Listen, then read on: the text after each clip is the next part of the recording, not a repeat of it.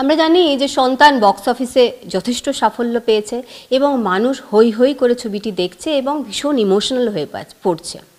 আমরা জানি যে সন্তান আর বাবা মা তাদের যে সম্পর্ক সেটা রক্তের সম্পর্ক, কিন্তু তার মাঝেও মাঝে মাঝে কোথাও যেন খেই হারিয়ে ফেলে, কোথাও গিয়ে যেন সেই সম্পর্কের যে টানাপোড়েন অন্য জায়গায় গিয়ে দাঁড় করায়। সেই কথাই বলে সন্তান ছবি। আজকে আমরা পেয়ে গেছি সেই সন্তান ছবির যে মুখ্য চরিত্র, বাবার চরিত্র করেছেন মিঠুন চক্রবর্তী। মিঠুনদা, আমরা যারা দর্শকরা মিঠুন চক্রবর্তীকে প্রথম জীবন থেকেই খুব অ্যাকশন ডান্সার এই হিসেবে দেখেছি, কিন্তু এখন আমরা দেখতে পাই তাকে বাবা হিসেবে, তার নানান রকম অন্য যে অ্যাসপেক্টগুলো আছে সেগুলো। খুব সচেতনভাবে কি আপনি এই চরিত্রগুলো নিয়ে থাকেন?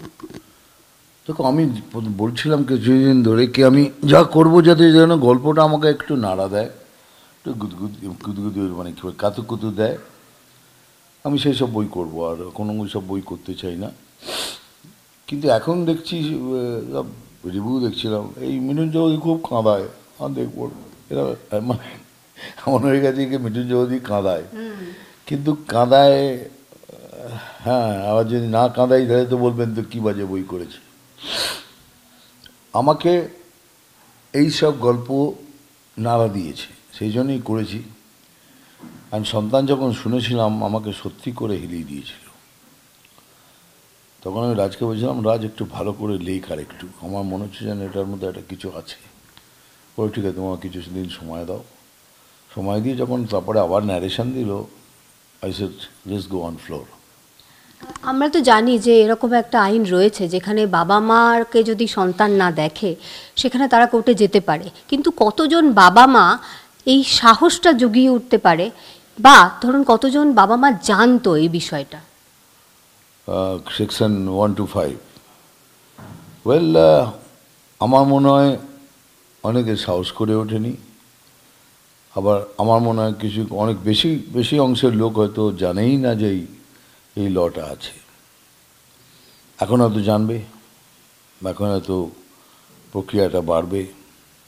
কিন্তু সন্তান দেখা উচিত ছেলের জন্য, বাবা মার জন্য, ছেলে মেয়ের জন্য, বাবা মার জন্য, কারণ এটা অন্তর আত্মার কথা। আমি আবার রিপিট করছি, গল্পটা হলো অন্তর আত্মার কথা। ছেলের অন্তরাত্মা শেষ দিকে, বাবা মায়ের ভালোবাসা, তাদের অন্তরাত্মা, এটা অন্তরাত্মার গল্প। এটাকে এই জন্য এটাকে রিলেট করছে লোক খুব, এই জন্য বেরিয়েছে লোকে কাঁদছে।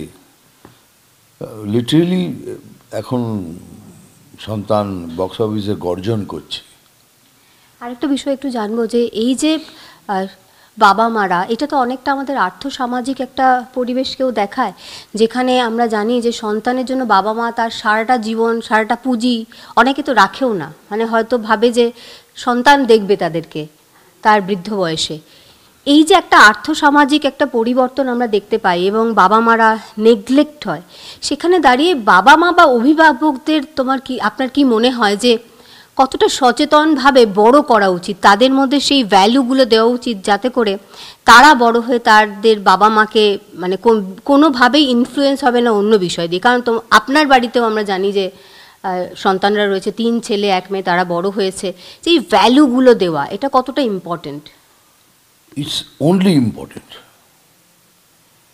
আমাকে অনেকে জিজ্ঞেস করে, আপনি তো এত সিম্পল কী করে থাকেন? আপনি কিছু ভুল হলে আপনি নিজে গিয়ে সরি বলেন, কোনো কারো পা লেগে গেলে সরি বলেন, এমনকি কোনো লাইটম্যানের পা লেগে গেলে বলি সরি, গিয়ে পায়ে হাত না। এটা আমার মা বাবা শিখিয়েছেন। কোনদিন ছোটো করে কাউকে বলবি না, বাজে কথা কারোর সম্বন্ধে বলবি না, মাথা নিচু করে চলবি, এগুলো তো আমার শিক্ষা। তো সেইভাবেই বড় হয়েছি। আর এখানে এই ব্যাপারটা, এই বলো না, সব পুঁজি পাট সব দিয়ে ছেলেকে বড় করে, কে একদিন আমার বৃদ্ধা বয়সে আমার ছেলে দেখবে, এইখানটায় ভীষণ কষ্টের। এই যে ভাবেন, আর এটা যদি না হয় তাহলে তো বেঁচে থেকেও দেয়ার ডেড বডিজ,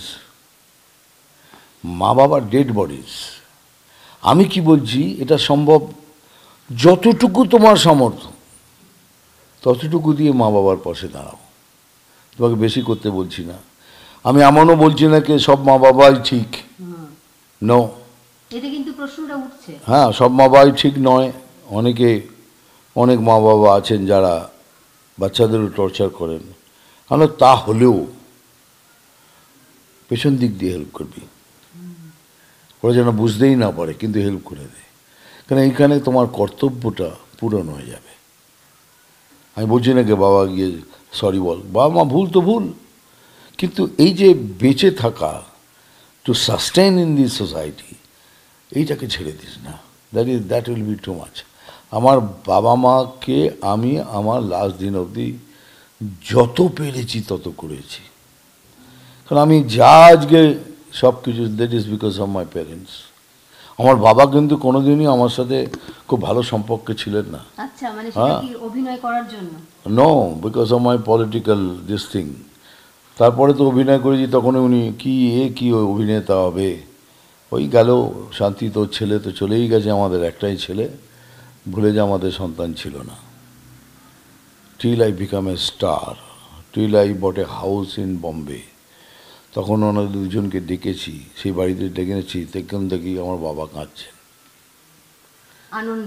আনন্দে, কেননা আমরা সব সময় ভাড়া বাড়িতে থেকেছি। আমাকে জিজ্ঞাসা করছে এটা কি ভাড়া, কত ভাড়া এর? বললাম বাবা এটা ভাড়া নয়, এটা আমার, মানে আমাদের। And then he started crying. You see, that moment, ঠিক আছে বাবা আমাকে বকেছে, মেরেছে, যা ইচ্ছে নাই করেছে বাবা আমার সাথে, কিন্তু যদি আমাকে না তাড়িয়ে দিত তাহলে কি মিঠুন চক্রবর্তী হতাম? এটা আমাকে সব সময়তে জবাব দিতে হয়। সেই সময় যখন তাড়িয়ে দিয়েছিল তখন কি মনে রাগ ছিল, মানে বাবার ওপরে কি কোথাও রাগ ছিল? বিরাট রাগ ছিল, আমি ভাবতাম আমার ভাব থেকে বড় ভিলেন, বিরাট রাগ ছিল। কিন্তু সময়ের সাথে সাথে বুঝতে পেরেছি কি না, যদি না করতেন, যদি না স্ট্রিক্ট হতেন, আমি তো কলকাতা ছাড়তাম না। বাট আগে ঘুরে ঘুরে মনে হয় যেন this is all destiny. Destiny তার নিজের খেলা খেলেছে, পলিটিক্যালি ঢুকিয়েছে, এমন একটা সময় সুযোগ করেছে কি আমাকে ছাড়তেই হবে। বোম্বেতে এনেছে, এনে তারপরে এইসব কষ্ট দিয়ে, এত কষ্ট দিয়ে দিয়ে এখন ভারতের সর্বোচ্চ পুরস্কার পেয়েছি।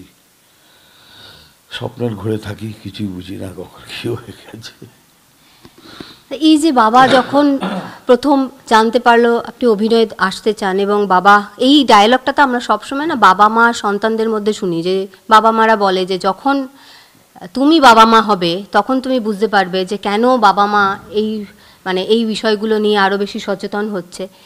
আপনি কখনো আপনার সন্তানদের এই ডায়লগটা দিচ্ছেন? একদম একদম, কেন আমার বাবা, যদি একদিন আমার বাবা আমাকে মেরেছিলেন, এমন আমি সেন্সলেস হয়ে গেছি। কি দিয়ে বেশি মারতো?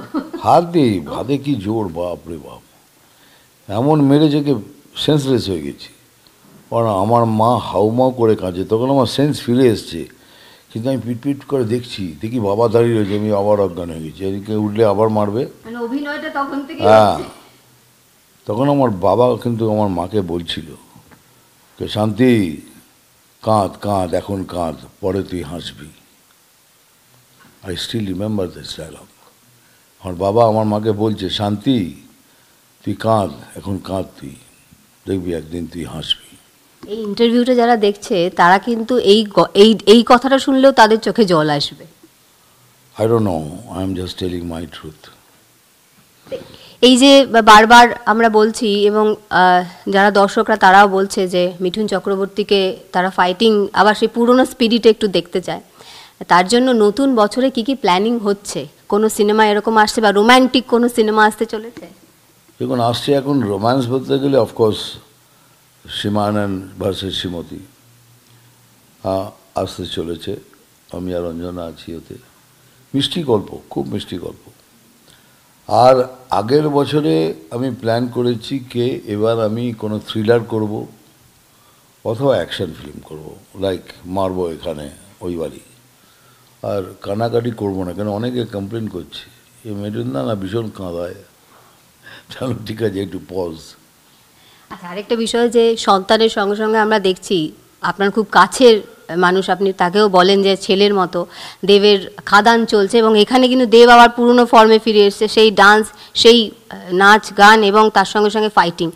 তা কি বলবেন যে খাদান দর্শক দেখছে, দর্শক কিন্তু ওখানেও হল ভর্তি করে দেখছে, কি বলবেন দেবকে, কি মেসেজ দেবেন?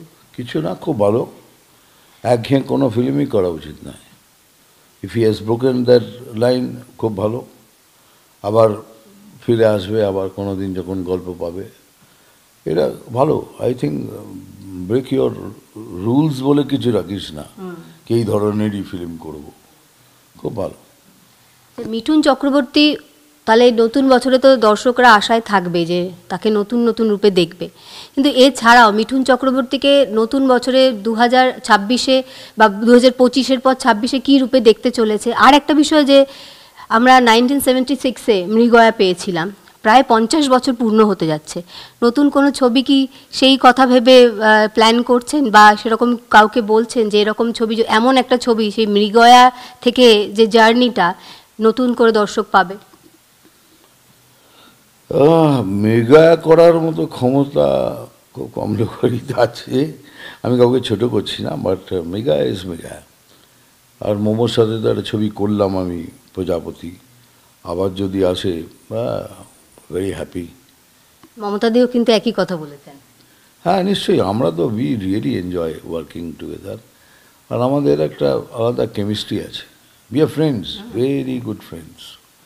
আরেকটু বিষয় যে এই মমতাদির কথা বলতেই উঠে এলো, কিছুদিন আগে ওনার একটা সাক্ষাৎকার নিচ্ছিলাম যখন আপনি দাদা সাহেব ফালকে পুরস্কার পেয়েছিলেন, তখন উনিও আপনার একটা মানে একদম অল্প বয়সের একটা এই কথা বলছিলেন, অভ্যেসের কথা বলছিলেন, যে আপনি যখন খেতে বসতেন আপনাকে যদি কেউ ইরিটেট করতে হয় তাহলে সব থেকে বেস্ট হচ্ছে এমন কিছু জিনিসপত্র নিয়ে আলোচনা করতে যেটা শুনলেই নাকি আপনি আর মানে খাবারই খেতে পারবেন না। সেইটা কি এখনও রয়েছে?